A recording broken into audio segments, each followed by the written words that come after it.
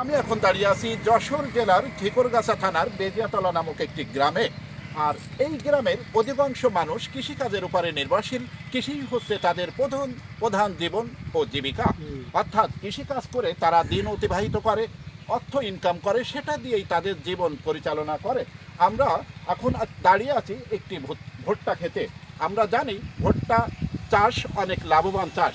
আমরা এখন কথা বলবো একজন ভুট্টা চাষির সাথে। আমরা কি আপনার সাথে একটু কথা বলতে পারি? হ্যাঁ, বলেন। আপনার নামটা কি জানতে পারি? আমার নাম হচ্ছে মোহাম্মদ গোলাম। মোহাম্মদ গোলাম। হ্যাঁ। অত্যন্ত সুন্দর নাম আপনার। আপনি কি ভুট্টা চাষ করেন? হ্যাঁ, করি তো। আচ্ছা, আপনি কয় বছর ধরে ভুট্টা চাষ করেন? 2 বছর। 2 বছর ধরে। 1 বিঘে জমিতে কত মন ভুট্টা উৎপাদন হয়? এই মনে করেন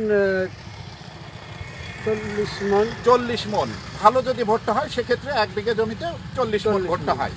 এবং ভুট্টার অধিকাংশ সময় বাজার মূল্য কেমন থাকে? 1 মনের দাম কেমন থাকে? 12-13 টাকা। 1200-1400 টাকা থাকে 1 মন ভুট্টার দাম।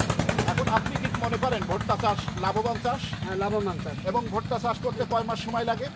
এই 3 মাস মতন লাগে। 3 মাস মতো সময় লাগে। তাহলে স্বল্প সময়ে ভুট্টা চাষ করে লাভবান হয়, হ্যাঁ। লাভবান হওয়া যায়। আপনি কি মনে করেন অন্য কৃষকদেরও ভুট্টা চাষ করা উচিত? হ্যাঁ, উচিত। অবশ্যই উচিত, হ্যাঁ। তাই না? আপনি মনে করেন উচিত। ভালো চাষ করা। আচ্ছা, সুপ্রিয় দর্শক, আমরা একটা ভুট্টা চাষের সাথে কথা বললাম। তার বক্তব্য অনুযায়ী ভুট্টা চাষ অনেক লাভবান একটি চাষ।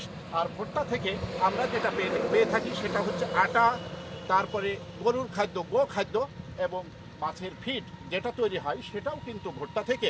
অনেক মানুষ ভুট্টাকে শৌখিন খাদ্য হিসেবেও ব্যবহার করে থাকে। সুতরাং আপনারা ভুট্টা চাষের সাথে যুক্ত হন এবং ভুট্টা চাষ করে জীবিকা নির্বাহ করুন এবং স্বাবলম্বী হন।